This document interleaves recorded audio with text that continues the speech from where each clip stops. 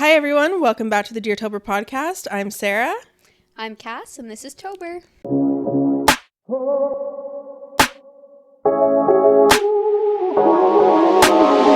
Health Canada states that 15.7% of couples struggle with infertility. 15 to 25% of those known pregnancies end in a miscarriage, 10% of those ending before week 13. And ectopic pregnancy occurs in 1 to 2% of those diagnosed pregnancies.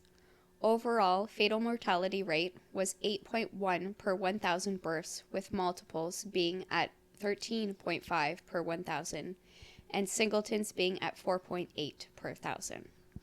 That is a lot of miscarriages and a lot of women having to grieve and go through what I think is an impossible situation. Yeah, I think miscarriage specifically, it's so hard because it's a lot of what ifs, and a lot of the time you don't even get to find out the gender or like give your baby a name. Yeah, in our case, so me and Cam had done an early gender test. Mm-hmm. And so we knew that we were having a little girl. We had talked names, but we never actually settled on one. So I just call her what I wanted to call her. Mm-hmm. But yeah, it's very stigmatized as well. And with everything going on in the United States right now, it's crazy because I feel like miscarriage is kind of being passed off as the woman's problem. Yeah. But it's actually been shown that most miscarriages occur because of an issue with the sperm. Yeah. Exactly, but it's almost like it's being passed off as like the woman causes it, or the woman needs to like almost like face jail time. Like a lot of the stuff surrounding miscarriage and abortion is becoming a legality thing. Yes. So There's a lot of women who end up in ectopic pregnancies that are end dangerous. up it's a dangerous situation to be in, and a lot of those end up in abortion, but not because they're wanted, because they Or necessarily unwanted. don't have the choice. Yeah. But we'll get back into that a little bit later in the episode. Mm-hmm. I guess we'll start off with my miscarriage. Yes. So Cameron and I have struggled with infertility forever. I was 16 when we first had doubts that I had PCOS. And so I had gone to see a doctor. And at the time, I had a male doctor who didn't necessarily advocate for me the way that I wished he had. He had always just told me that you don't have anything, there's nothing wrong with you, it's just anxiety. Just anxiety. And that went on into my 20s.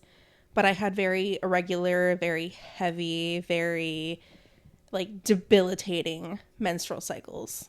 It sucked. When my doctor finally retired in 2017, if anybody is from Quebec, you know how Quebec healthcare is and how hard it is to get a family doctor.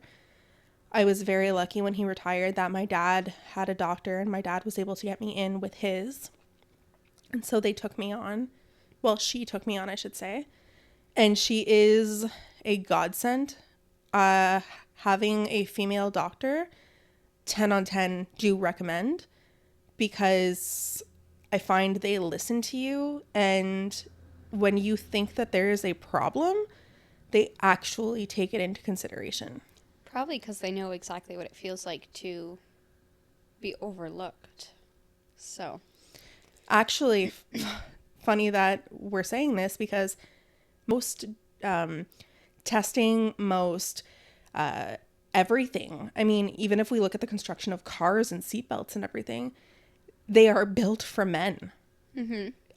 The world is not built for women. No, and I think it's always been because the world has viewed men as like Superior? yeah, who's important, who's the leader, the ruler, yeah. But all of this to say is that the world is built for men. Mm-hmm. And so even if we look at our healthcare system, for the most part, it is built for men. And with keeping that in mind, having a female doctor was literally the best thing to ever happen, because Cam and I had been trying for 3 years at that point to get pregnant, and nothing was working. Yeah. So I went to see my family doctor, and sure enough, she listened. She said, I need to send you to a fertility clinic before we can even move forward with any other stuff. But she sent me to a fertility clinic. We came home from our honeymoon actually to have that appointment. And throughout our experience with Procrea, I was officially diagnosed with PCOS. Later on, coming out that it was PCOS and endometriosis. Oh my God. So I have Double whammy. double whammy. But we were lucky enough that after we got our diagnosis that we were able to have Amara, and we were able to get pregnant. So that was our situation with baby number one. I had Vienna, but when I had Vienna, I was 19 when I got pregnant. So I was young. And if you did have PCOS at the time, it was probably pretty early, right? I mean, I did have it. Like, we suspected that I've had it since I was 16, like I said. But I think being 19, not really using birth control at all, the fact that I didn't get pregnant sooner was kind of a Shocking. shock.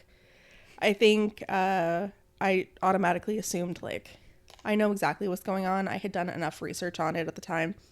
And so I had brought it up to my family doctor, the man, and I had said, this is what I think it is. And no, you're just anxious. It's just anxiety. I love that he didn't even do like any kind of testing or ask more questions. None. He didn't even send me for a blood test. He just completely like shrugged it off. He shut it off, and he was like, here's a prescription for some antidepressants. I feel like that's the go-to oftentimes with doctors. It's a mental health thing, and here's some meds to take care of it. When in reality, like, meds only really do so much. Right? So, Like, yeah, thanks for being concerned and, like, diagnosing my sadness about not being able to get pregnant, but you're not actually yeah, helping that's me. only half the problem here. Yeah, you're not actually helping me get ahead of the reason and why I'm not getting pregnant. And I say half the problem, but in reality, being sad about not getting pregnant wouldn't have happened had he diagnosed the PCOS properly anyway. Exactly. So, in reality, it was 2006 when I suspected that I had PCOS, got pregnant for Vienna in 2011. And then for Amara, I got pregnant in early 2020.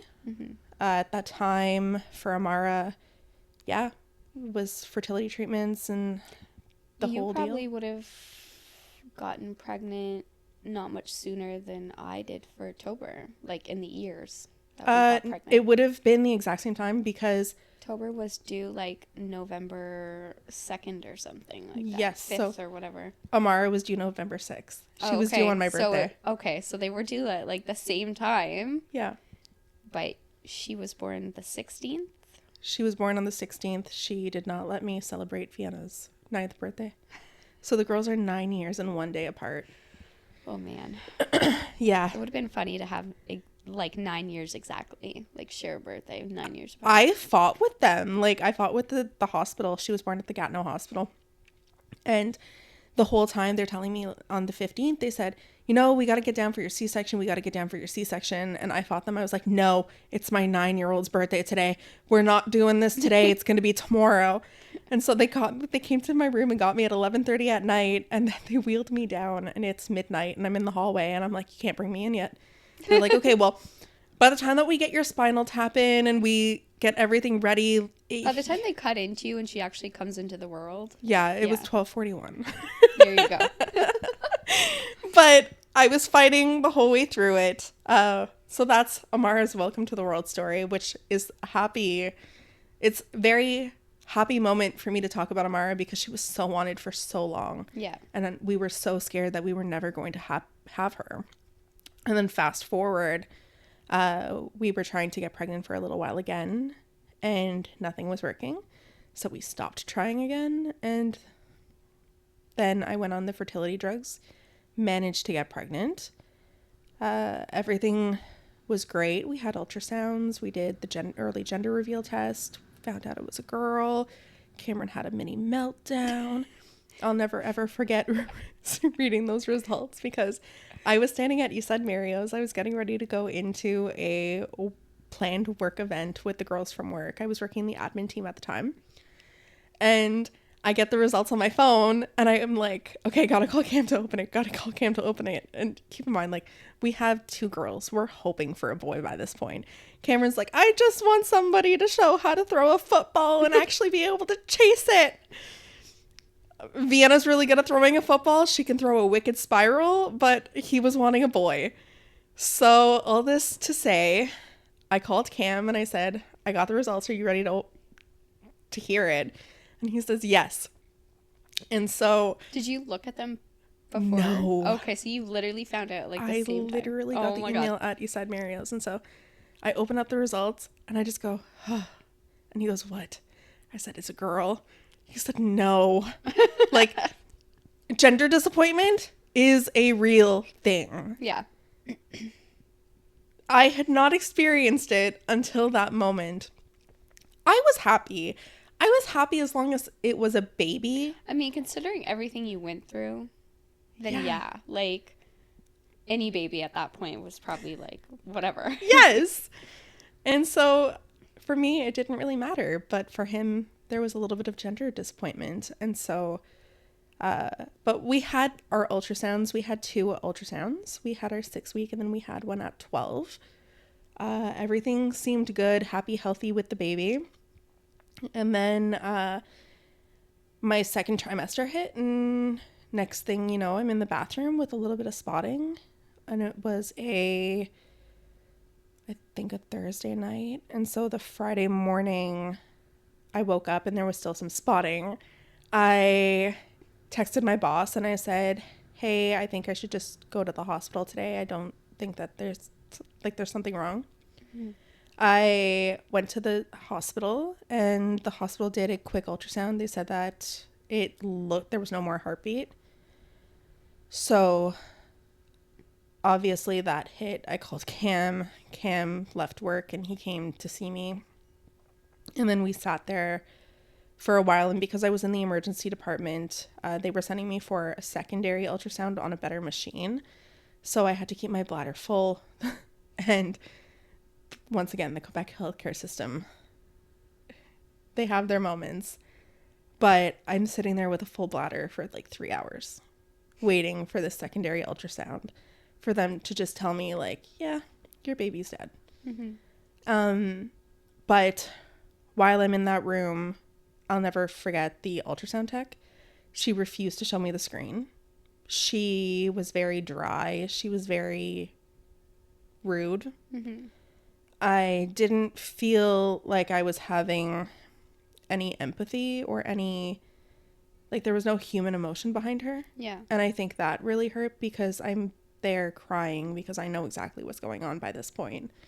I know that I'm in the middle of having a miscarriage. And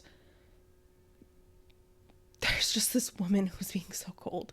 And Cameron wasn't even allowed in the room with me. Why? I don't know. But they made me go in there alone. And then, like, they did the whole, like, over the stomach ultrasound. Yeah. And they did, like, the vaginal ultrasound because they wanted to see everything. And, yeah, then I was just told, go back and sit in the waiting room.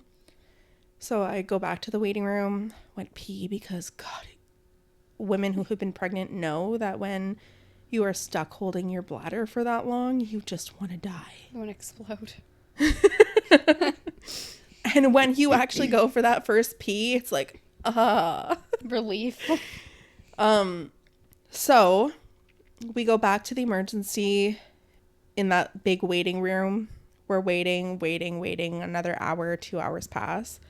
And then we get called into a private room where the doctor finally confirmed that we ended up having a miscarriage and that there absolutely was no more heartbeat, that the sac was deteriorating and everything else. And so at the time, I didn't know how something can go so south so fast. Yeah. Because we had an ultrasound within the last 2 weeks and everything was great. There was a little heartbeat. We heard it. We saw the little flutters on the screen and all of it. And at the time, yeah, I didn't understand how it could go so bad so fast. And I didn't know if it was something that I had done. I was being so careful to the point where Cameron and I weren't even being intimate because he was afraid of jostling something. Yeah. And I understand that that's ridiculous, but when you struggle with infertility and you're trying for so long to end up pregnant, I think that everything becomes so sensitive and so delicate. You're like on high alert. Literally, it's high alert for everything. Mm-hmm. Just because everything seems so impossible. Yeah. So at this point, we're having the miscarriage. We texted Haley. I think I texted you right away because you guys were the first two after Cam that I had told that I was pregnant. So I remember you sending me a Snapchat of you with the test. Yeah. Yeah. So we come back home and all of a sudden it's like this immense sadness, this immense like anger and all of these things going on in my head. And then it was just like that. A few days later, the heavy bleeding started. I was supposed to be training an employee at work. And my boss at the time, she was in Shawville. And so she actually ended up coming down from Shawville to Gatineau because she knew what was going on the Monday morning. And she told me, she's like, why are you here? Just go home. Like, yeah, get out of here. We love you. We need you. But like, I'll do today and tomorrow. And you can come back on Wednesday or when you feel like you're ready. Yeah. And so I come back on Wednesday to help with that employee's training. And then I think it was like 2 weeks after I was training another employee. But it wasn't easy. And during all of this, Cameron and I are having conversations about whether or not we're going to try again and whether or not we even want to try again. I mean, from the perspective of like having a stillborn, I see so many people in like my support groups trying again after just a few months, and it's wild to me because I just can't imagine trying again after just a few months, like getting pregnant on purpose. One, like, you know, you have to give yourself time to heal. You don't want to ruin your chances of another pregnancy so soon after losing one. But also, like, mentally and emotionally, it's been a year for me now, and I don't know. It would feel like I'm replacing. See, I think maybe I was being a little bit unrealistic with myself at the time because I immediately wanted to jump back into it. Mm-hmm. I mean, I was still bleeding and passing the baby that we had just lost, and I was in the middle of telling Cam, like, I'm going to start a fresh cycle of the progesterone, and then we're going to start back on the letrozole, and we're going to get back to it. And I think, you know, people who do not have the fertility issues, they're probably like, okay, yeah, having sex is fun. Yeah. Like, you know, making babies is fun. But when you have fertility issues, it is a routine, a clockwork. You're peeing on ovulation sticks every day. You're putting it all into an app, and then you're calculating like the measurements of the bed versus the moon to the stars. And is Mercury in the microwave? Is it in the microwave? Is the Big Dipper showing? Like, it is a mathematical equation of like, it's science. Yeah, is this going to work for us this time? Yeah. And so that was Cam's thing too. It's like it takes away any intimacy from your relationship. It gets rid of a lot of the fun behind actually doing it. Yeah. It starts to feel like it's kind of a job.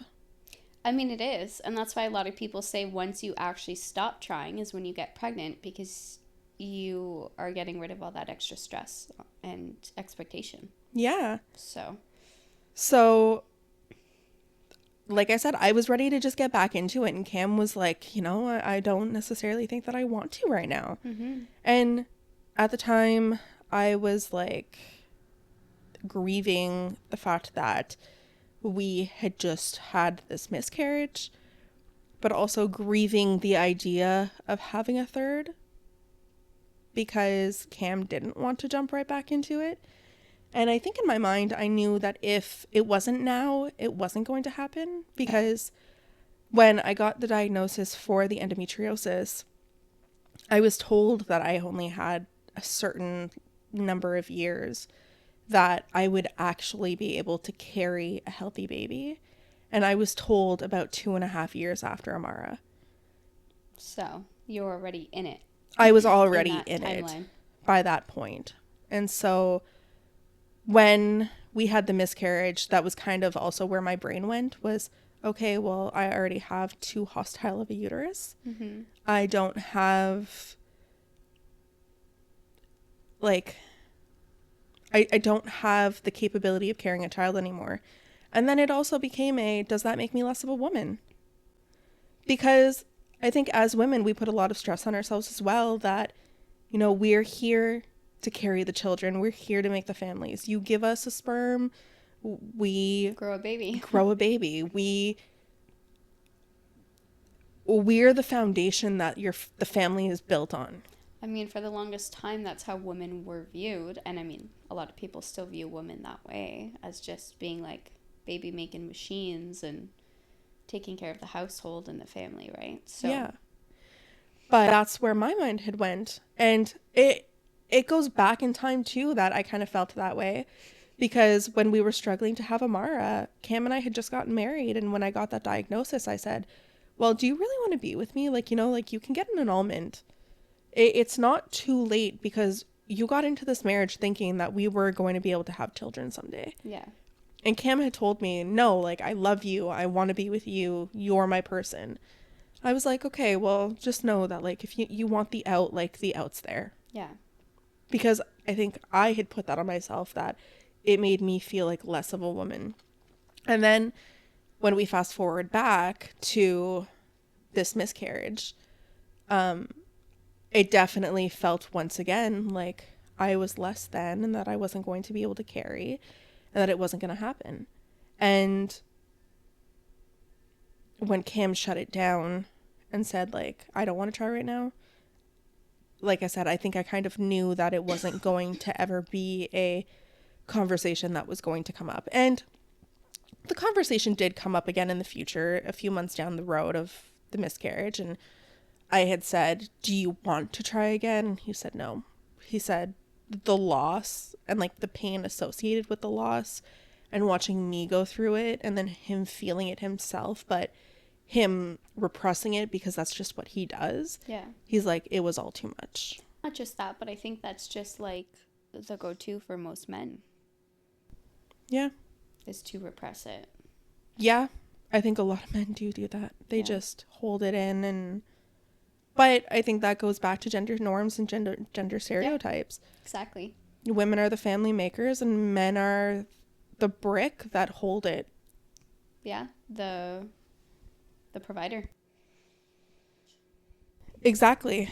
And so, yeah, he just said that he didn't really want to, and he was happy with the two that we had. And so even moving forward, for a while, I had thought, like, I really, really want that third. I really, really want that third. And there's still days now when I still think about it, like, hey, Cam, do you want to have another baby? And right away he says no. And then other days where I look at my friends and their babies, and they do a stinky poop or are having a crying fit, and I'm like, nah, I'm good, man. Thanks. You're like, you know what? We're past that. But I think that goes with the fact that I started over already. Like, V was 9 when I had Mar, and Mar is now 5. So it would be literally that starting all over again. Yeah. I mean, people have seconds and thirds when their kids are a lot older. Yes, and those people are crazy. I mean, That's just my opinion. when we think about Haley, if she has a 4th, Raiden is, you know, he'll be in his preteens, like. Well, Raiden is the same age that Vienna was when Mar was born. Yeah. So yes, there's an age gap between them, but I feel like the age gap between Nora makes it not so crazy. That's true, because Nora is only going to be, 2? Yeah. In April. So. I feel like that makes it less Delulu. That's true. A little less cray-cray. Whereas if I was to pop another one out, I think everybody would look at me like, what are you thinking, Sarah? I mean, I know someone who had grown kids who also have their own kids, and she had another baby. What? Yeah. So she's raising her grandbabies and her babies at the same time? I mean, her kids are raising her the grandbabies, but I mean, like, they have sure, she sleepovers, babysits, and so her youngest is having sleepovers with her grandkids. That's nuts. Yeah, I don't know that I could do that, but hey, like, if you want it bad enough, then I guess you make it work. That's kind of cool to think about, though. I could never, but it is kind of cool. I could never either. I mean, like I said, for the longest time, I thought about that third, and now I'm just... I mean, you still think about it, but not so much as, like, a realistic option. Absolutely not as a realistic option. Mm-hmm. I don't think that it's realistic at all. Yeah. That makes me a little scared. Thinking about wanting more kids and how Silas is already 5. But you know what? It's not that crazy for you in that sense because you haven't really restarted yet. That's true. Oh, well, you know what? I feel like I have restarted a few times in my life already. Okay, fair. Yeah. But, I mean, like, with kids and stuff, while, yes, Tober was technically a restart, Silas was still young enough that he was... That would have been fine. It would have been fine. He had just turned 4 a few months before. Exactly. Whereas now, yes, there would be a greater age gap, but I think that it's still a realistic age gap. I think that Vienna and Amara was, like, the limit of what I would consider. Yeah, it's pushing it. Although, like you said, there are some people that have 20-year-old children who are restarting. But every family's different. Sometimes it works, right? Yeah, and I mean, there's different family dynamics. There's different family units. There's... Yeah. In my case, I mean, I was going to say in my case, Silas would have like a stepdad ideally that I would be having this new baby with. But with Vienna and Cam, like as much as that's her dad, he also came into the picture when... V was 5 when he came in. And funny enough, it was Vienna who was swiping on Tinder and found him. Maybe that'll happen for me then. Silas is 5. But not on Tinder, but... I mean, we were just swiping for fun.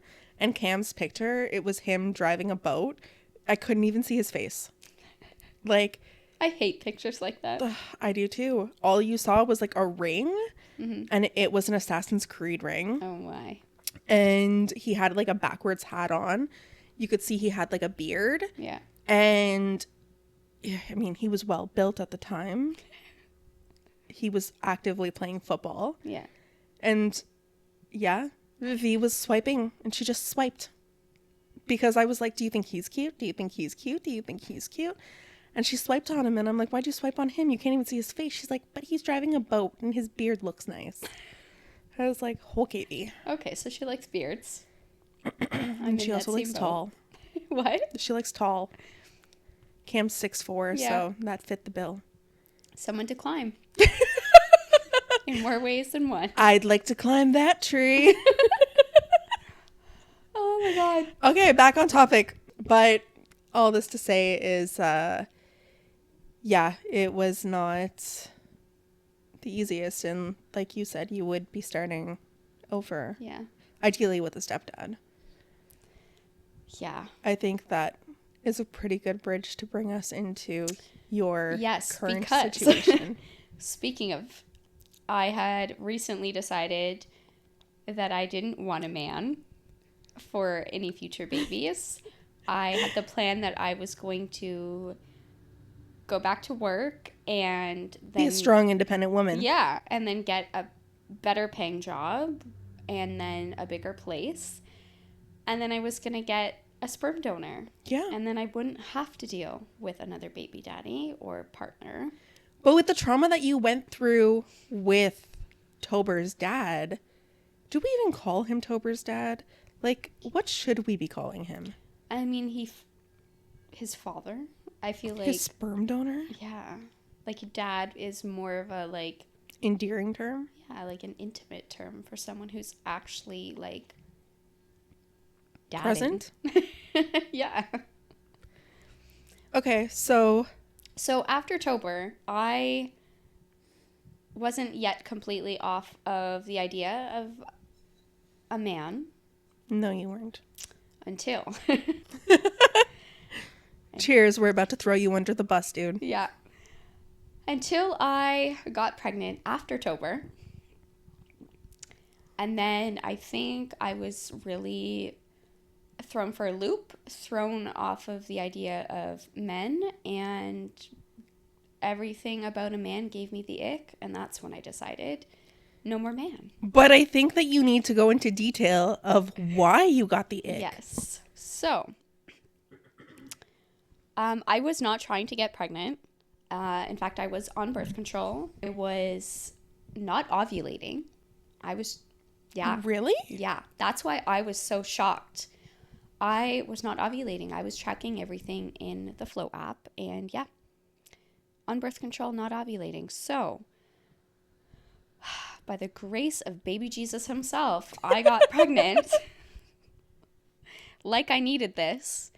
And then, yeah, my life kind of got thrown for a loop. So I am pretty in tune with my body. I've been pregnant enough times now to know when I'm pregnant. So I had a feeling, and I was taking tests. At first, it was too early. Nothing was showing up. And then I waited and started taking more. And at that point, they were more obvious that they were positives. But at the time that I took those tests was around the same time I took the test with Tober. And with Tober's tests, they were a lot darker. So that kind of instantly made me think that there was something wrong because the tests weren't as dark. And I thought, well, it's around the same time, so it's not that it's too early, but obviously too early for an ultrasound to see what's going on. Yeah.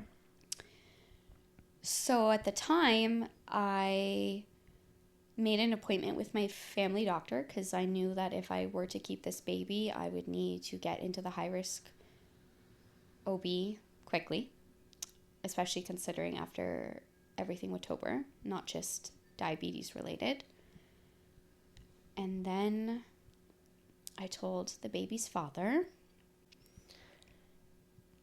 I think that it's important for us to note that this baby's father is also Silas's father. Yes.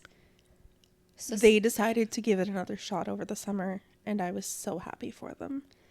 You know, I think everyone was so happy because it got to a point where I thought we were coming full circle. Yeah, and you know, I think for me at least, I got to a point where I was finally able to admit it to not just myself, but everyone around me that I still loved him despite everything we'd put each other through. Yeah. And that I still really wanted to try, and not just to have our little family back together, but because I actually wanted to try with him. And I think that that's up till pretty recently that is the case. Before, I would say any time up to his unsupportiveness in this pregnancy, that you were pretty adamant that you were willing to make any of it work until. Yes. I think I threw myself in like 110% this time. 120, man. Like, I you were balls deep. Oh, I was the effort. I've never put in so much effort in anything in my life. Literally, she I doesn't even put that much effort into the podcast. Facts. And that's because it requires a lot of learning. So Just let Sarah handle it. yeah. I'm just the yap queen in this situation. Yeah, so I was putting in a lot of effort. I was doing everything I could to make it work, and at the beginning I thought he was too. I thought it got to a point where he was also admitting what he had wanted and what he was trying to suppress all this time, and he was starting to tell people around him too. So I really thought that this time was going to be different. I felt like it was different. Because he was telling me all the things, you were telling me all the things. We were telling each other all the things. We were being honest with each other. Yeah. Which was a new thing for us. I was so happy for it because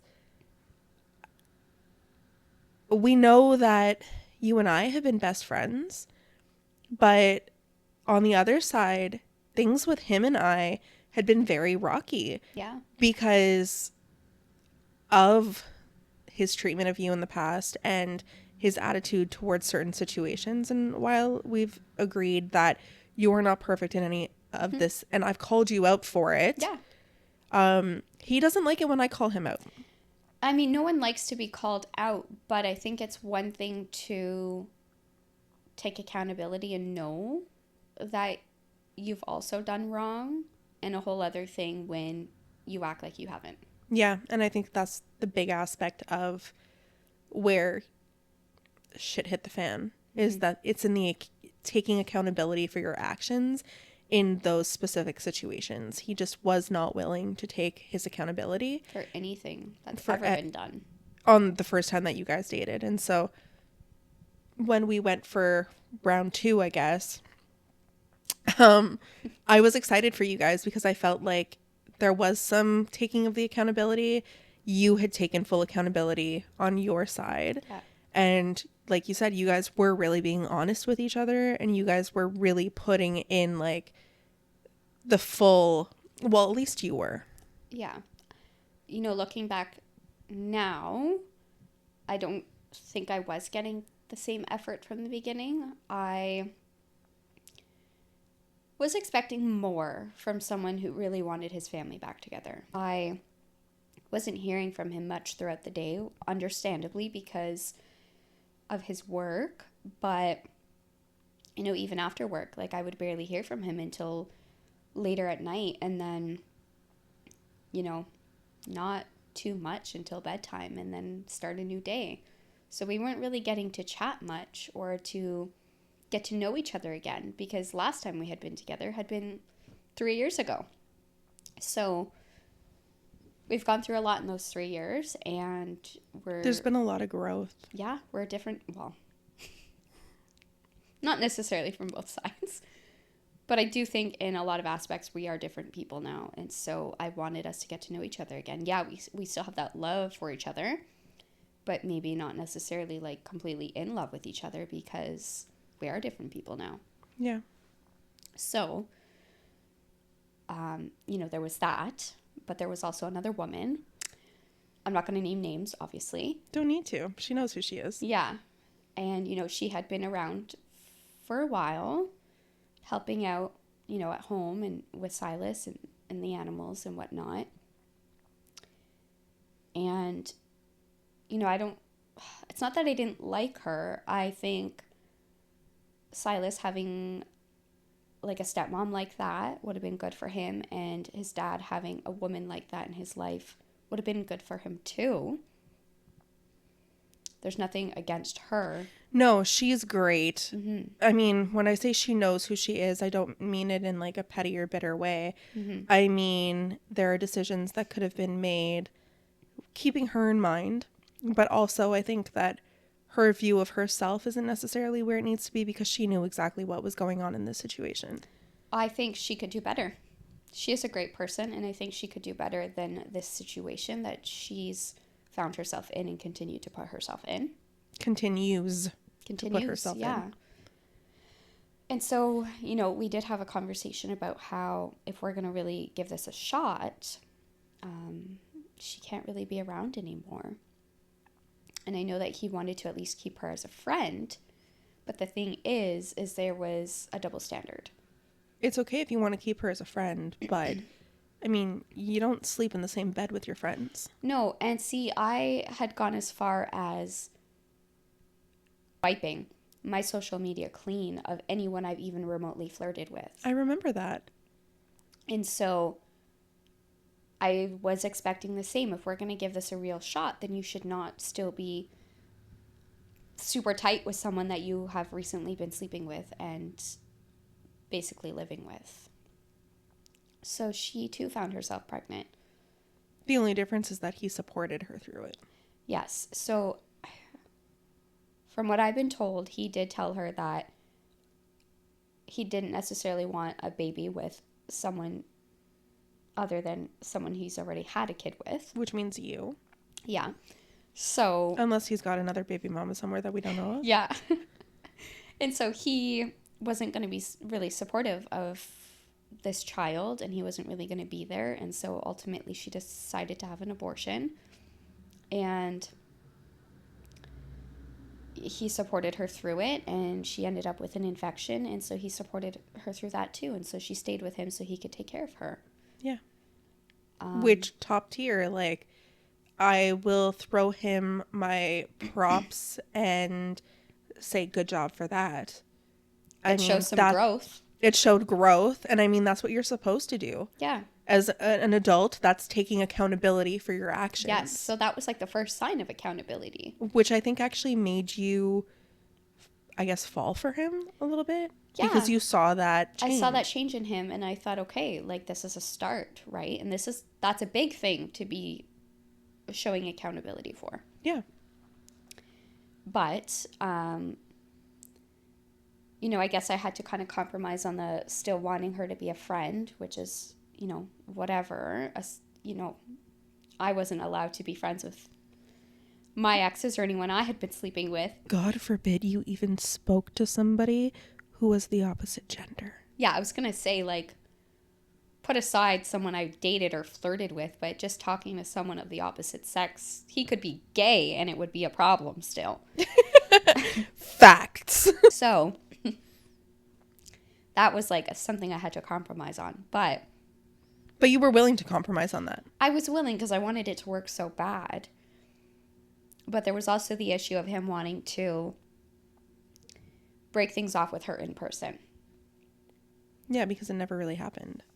He wanted to give her the respect of breaking it off in person, which I get because she is a good person and she had been there for so much and done so much for him. However, if he really wanted to break it off with her, he could have said, hey, we need to meet up tomorrow.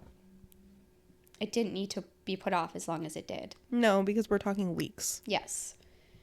And so I said, okay, fine, until you meet up with her. She still, like, does not need to be over here. You don't need to be hanging out with her alone. She doesn't need to be in your house. She doesn't need to be sleeping in your bed. But ultimately, I went over one day to help around the house. Basically take her place, I guess. And when I went to make Silas some lunch, I started to notice her things all over the house. These things weren't there the last time you had been over. No. So because you had cleaned his house for him. I remember you going over and I was like, girl, why are you cleaning his house? Like, this ain't hireamaid.com. Like, right? Why are you doing this, girl? I was trying to be a good wifey. Yeah, well.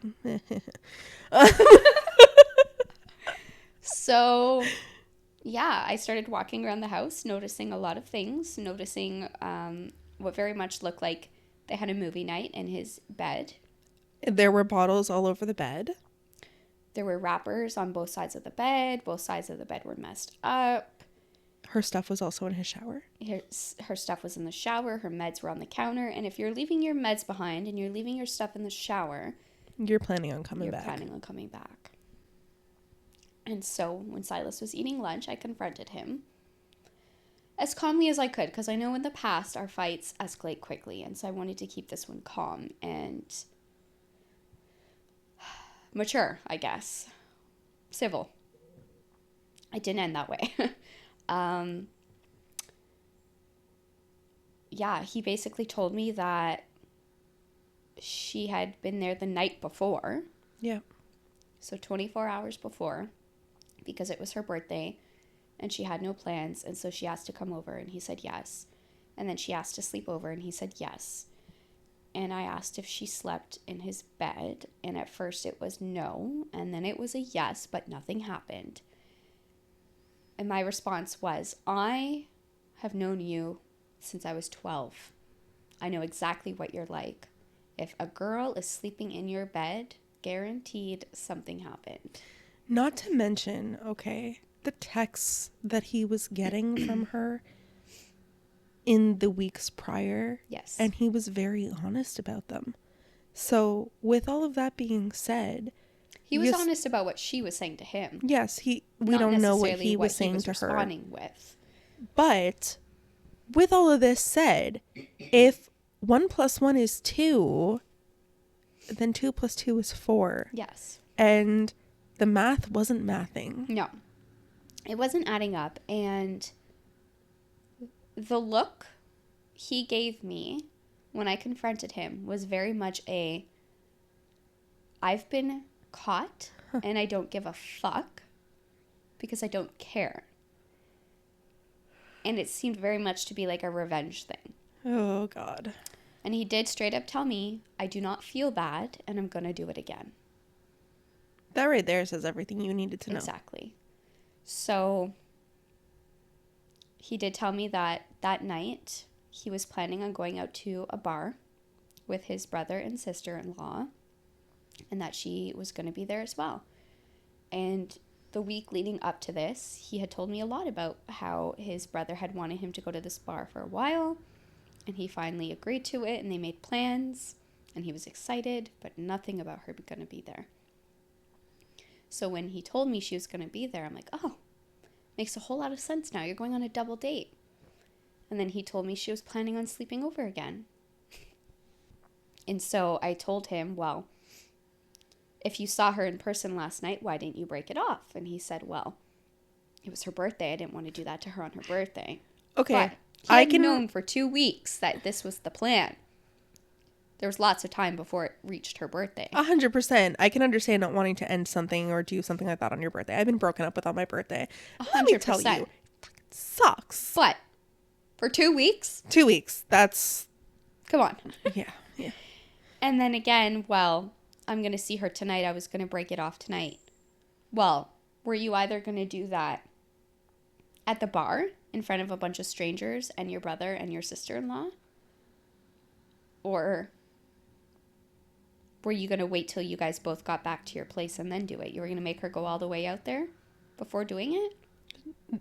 She also lives like 2 hours away from where he lives. So, really, and I mean, why invite her out if you're going to break things off after? There was no reason for it. The math was not mathing. So... Quick maths. Not work. We got into an argument. It got heated. I'd like to note that, according to him, he recorded me screaming at him. But I'd like to note that he did not record anything that led up to that. Also, I haven't seen or heard any of the recordings. Yeah. And what got me to that point? Now, I do have a question, okay? When this fight happened, were you already pregnant?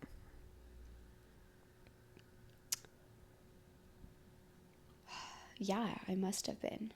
Had you and Silas's dad been intimate after that fight? No. I think I would have been pregnant because that's when it really threw me off. Because, like, I felt like my heart had been shattered. I remember messaging Haley one day and being like, I've not gotten out of bed. I haven't eaten. I haven't showered. I haven't changed my clothes. I've been crying nonstop. I don't know how I'm supposed to take care of Silas when I get him back. Yeah. I am a disaster. I remember you didn't want to talk to me about it necessarily because of the proximity that I was to the whole situation. Well, yeah, like how many times have we been through this? Yeah. Do you really want to hear about this again? Like, yeah, as your best friend, I absolutely want to hear everything and know how you're doing and how you're processing and everything. But at the same time, as his cousin, absolutely not. I didn't want to be put in the middle of it again. Yeah. Because the last time that you guys had split, it had completely shattered our relationship. Mm-hmm. Because I took you. Yeah. And moving forward, when you guys got back together, I was really, really hoping that we were going to be able to kind of start this new, evolved, grown up relationship and friendship. And you all had of us started together. to. with We him. did. Yeah. I felt like he was being honest with me. I felt like we were communicating really well. Mm-hmm. He was coming over here for movie nights that we were having with the group. He had like hung out with us a few times. There was Silas's birthday. I mean, for all intensive purposes, he was joining the friend group and he was being active Yeah. with us. And while I think our friend group had reservations because they don't have that relationship that I had with him, their relationship with him was different because he had gone to school with some of the group members of our group. And so there was a bit of a past relationship, but not quite as personal. Yeah. They had their reservations. They pretty much just had to go off of what I've told them, Exactly. which honestly wasn't a whole lot of good. No, there wasn't. I think that's why I was initially afraid to tell you guys what I wanted. Because I was a little afraid that he wasn't exactly going to be welcomed with open arms. And not only was it going to be a lot for us to try together, but then it would be a lot for him to also have to try with this group of friends. Yeah, but I think we did the best that we could. Yeah, and understandably, if that is how you guys approached it. Considering. But yeah, so yeah, I absolutely did want to hear about it. So hearing now, how many months later, that you were unable to get out of bed, like that makes me sad because I had no idea. Well, fuck, I was, I don't know, I was devastated, and man, it sucks to think back and see how much he affected me. But I guess that also just goes to show how badly I wanted it, which isn't really a bad thing. No, but you got roped into it 110%. Just to be thrown for a wild ride. Yes, so back to that day when we kind of ended it. Yeah, it ended in like a screaming match. I ended up leaving. You came to pick me up. And there was, this whole situation with me not going to Silas's soccer game because I didn't want to be near him, and I thought it was just best to not be there. Yeah. We ended up going for dinner at one point. And I remember him trying to kiss me in his bedroom while we were there, and me being like, dude, what the fuck? Yeah, because that was after everything had happened, and then he asked you to sleep over, and you told him no. Yeah. And that's when his attitude really started shifting again. Yeah, it was like he expected me to just fall back into things despite everything that he just put me through. And I was pulling myself back together again, and I thought, you know what, like, at some point this is going to have to change. We can't keep doing this for years to come. So I haven't said yes to a sleepover again or a kiss or anything. We kind of just, things fizzled out. I didn't really have much of a conversation with him I just kind of shut him down, cut him out, and that was that. But the night we were there for dinner, I did tell him, I think I might be pregnant. That was the night I told him. Then it was confirmed at Silas's next soccer practice. And at Oh, wow. first, he did not compute with what I was saying. So I still remember the look on his face being like, oh, shit. Which is wild because, this isn't exactly the first time he's told me, if you get pregnant, we'll get through this together, and this is our sign that we should work on things. I mean, you guys have had multiple instances of miscarriage and now an ectopic pregnancy. Yes, so getting into the whole pregnancy, this is kind of the story behind it, but I hadn't told anyone other than him and my doctor and my therapist for a while. Yeah. And then it was coming up to the ultrasound date, and I still had this feeling of something is not right. So I ended up telling Haley, and I was like, girl, I need help. She came with me, much like when we went to the hospital for Tober. Yeah. I took a taxi to the ferry. I ferried across and met her, and we went to the hospital. Well, not the hospital, sorry, the ultrasound clinic first. And you could tell pretty quickly there was something wrong. In the ultrasound text, they can't really tell you. So she wanted to do the vaginal ultrasound, which didn't show anything better. And then she ended up saying she wanted to transfer all the images to the doctor on call, and they would pull me back into the room after. And instead of all that, they walked into the waiting room and handed me a paper and said, you need to go to the hospital. So right there, you knew exactly what was going on. She did say a little bit in the room about how the baby was measuring 3 weeks behind, and she couldn't necessarily pick up on a heartbeat because it was too early. So she didn't even know if there was one, and that it looked like it was implanted on my C-section scar. So not only an ectopic pregnancy, but a C-sep ectopic pregnancy, which is very rare, very dangerous.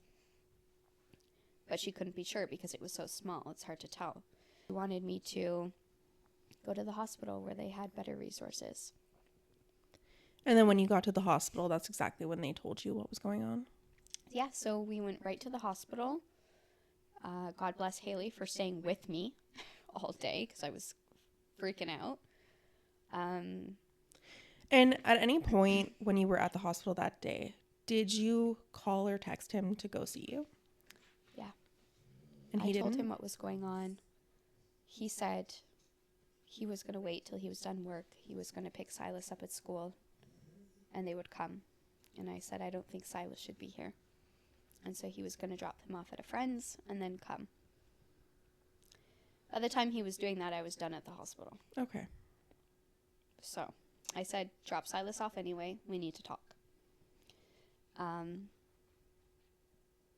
I'd like to note that at that point, he thought I was alone at the hospital. So he didn't know that Haley was there? He thought I was alone, and he still didn't come.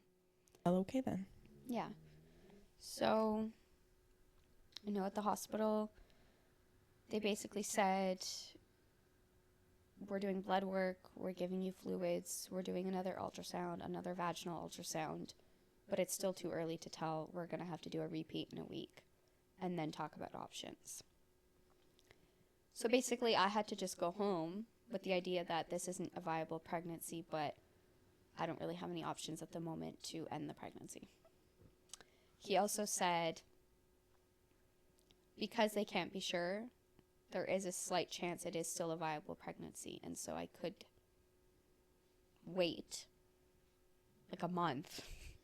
Which is a lot when we're talking about the baby being embedded in your C-section scar. Yeah. They weren't 100% sure yet, and so he said you could wait weeks and see what happens, and things could turn around and you could end up keeping this baby. But before even finding out all of this, I didn't even know if I wanted to keep the baby in the first place. So which is a hard thing because, after Tober, I was traumatized, but I knew I still wanted more kids. I just didn't want them under these circumstances, and considering everything I was going through with Silas's dad, I didn't want a kid with him again.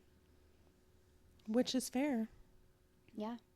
So it was like, I, by some miracle, got pregnant, and so maybe this is a sign I should be keeping this baby. But the circumstances and the father of the child are not what I want. So that makes me want to terminate. So, yeah, I guess the decision was made for me, which in some ways made it easier, but was still hard because after that, I've now been dealing with it for 2 months and counting. Yeah. So there's still no real telling whether you're going to need surgery or not. Oh, basically, I went back for the repeat. They confirmed it, and when I went back for the repeat, they also confirmed there was no more heartbeat. Yeah, so I guess, baby passed away, but he wouldn't have been viable anyway. And so it's sad, but the longer I waited, the more serious side effects the baby could have experienced or me. A lot of C-section ectopic pregnancies cause death. So, Yeah, it could have ended up a lot worse than it did. yeah. So we talked about options. I ended up waiting on a specialist. I finally got into the specialist after a while. He gave me some pills to take at home to hopefully pass the pregnancy, but we weren't sure it was going to work because it wasn't just a normal pregnancy. And it didn't. I took a second set of pills and that didn't work either. I went back again. That's when we had a more serious conversation about surgery. And so I've been waiting for a phone call regarding that. However, while waiting for that phone call, I'm not even sure if it's my period because a lot of it has been old blood. Yeah. So at this point I might be just passing it all on my own. So you might just need another ultrasound to reconfirm and reestablish what the direction is. Exactly. Yeah. So, like I said, 2 months and counting. Still going through it. And he's got no idea. Silas's dad. I mean, the only concern that I had really gotten off of him in all of it was that night that he called me and that I went over to your place. And I was like, what the? Yeah. And that was because he had started a conversation about how he was upset about something. And then he said, do you even know? And I'm like, do I know what now? Like, what now? What do I need to know now? And he said, oh, Cass is pregnant. And I said, this? Like, BI, and you can fill in the rest. Yeah. And then I walked out of my house in my flip-floppers and my PJs. And I walked into hers. And I'm like, do you have something to tell me this time too? And Cass is just sitting on the couch like, Jesus Christ. Well, because, like... You ruined Tober. You ruined... It's just... Everything that's happened in recent years was like... Obviously, I didn't want the judgment, for one. I knew I was already judging myself. Yeah. I was already kicking myself in the ass. And it was already such a hard situation with how the pregnancy was and the decisions that needed to be made. I didn't want the extra what the fucks. And then there was also the whole situation of me getting pregnant so easily all the time and you having fertility issues. So I didn't want it to be another like slap in the face. Yeah, no, I can completely understand that. I mean, I think that you getting pregnant so easily with me having fertility issues has been kind of a sore subject to a certain extent because, I mean, I've kind of been jealous in a sense of that. I mean, I wish like I could give you these babies because I want you to have that. It's But like I can't control how my fertility is, and you can't No. control yours. No, I know. And that's been kind of something that's been needed to navigate. It's hard Yeah. amongst like everything else. So like, yeah, I mean that's ultimately why I didn't say anything, but I also didn't say anything to anybody else anyway. Yeah. It's not like it was just you. No. No, in the grand scheme, it was only Nick and Haley that knew. Yeah. But I still have to laugh about the fact that you thought I wasn't going to find out. I tried, man. But some people have big mouths. I mean, it's the same way that I found out about Tober. Yeah. Silas. No, Yeah. it was not Silas who told me. Oh, no, Silas told my mom about Tober. Yes. Silas's dad told you. Anyway, that is the story of that. And, Silas's dad hasn't really been there. He reached out at one point saying, I wish you would let me be there. And, But that was after everything already happened. Well, no, because, I ended up in the hospital one day because I had started bleeding at work. Oh. And, this was after the whole finding out about the pregnancy. If you have these symptoms, come to the hospital. And then I did start having the symptoms, so I went to the hospital. At first, he told me that he was working and he had to drive a coworker somewhere, and then he had a side job, and so he couldn't be there. And so I was like, fine, I'll figure it out. If I have to go get our son from school in bus 3 hours to the hospital that I need to be at and have him there with me, then fine, I'll do that. And then he ended up, I guess, changing his mind, calling me back and saying he was on the way to my house. And that didn't end well either. So he was given the opportunity to be there. And after some tug of war, he was. And then we got to the hospital and he decided to leave because I made a comment that I didn't want to have to be at the hospital taking care of our child and him when I should be the one who's being taken care of in that moment. Which I think is fair. You were going through a lot that day. You needed to be supported, and you didn't have to. I shouldn't have to be taking care of other people in that moment. He didn't like that, so he left. And then later I asked him to come back because I needed him, and he refused to. And I was left at the hospital in my slippers, no jacket, no food, and no way of getting home. And he never checked in again after that. He never made sure I got home okay, and he hasn't checked in about the whole situation. And it's been over a month. Do you ever feel like he hoped for something to go south? He didn't really tell me what exactly it was that he wanted until it was too late. The decision had already been made for me, and things were already in motion, and he told me that he did want that baby. He was just scared. And I had said, well, why didn't you tell me that? And if you wanted this baby so bad, why haven't you been there? Just because I haven't been willingly messaging you and giving you updates doesn't mean you can't check in. You know how to reach me. You know where I live. You already share a child together, so it's not like you're uncontactable. Exactly. So, like I said, it's another one of those, if he wanted to, he would. Yeah. And he's just not that person. No. Which is sad because I know that there's still a lot of love there, but I think it's too little too late now. Obviously, like, I don't love him in that way, and I'm not in love with him at this point. But obviously, we did share life together. We share lots of memories. We share a son, so there is love for him. Obviously, I don't wish any ill will towards him, and I don't want something bad to happen to him. But that's the end for me. So that's that. Well, I think as a final note, we should really touch on the fact that miscarriage is often overlooked as an overgrown clump of cells, and that compared to late-term losses, they are very underlooked.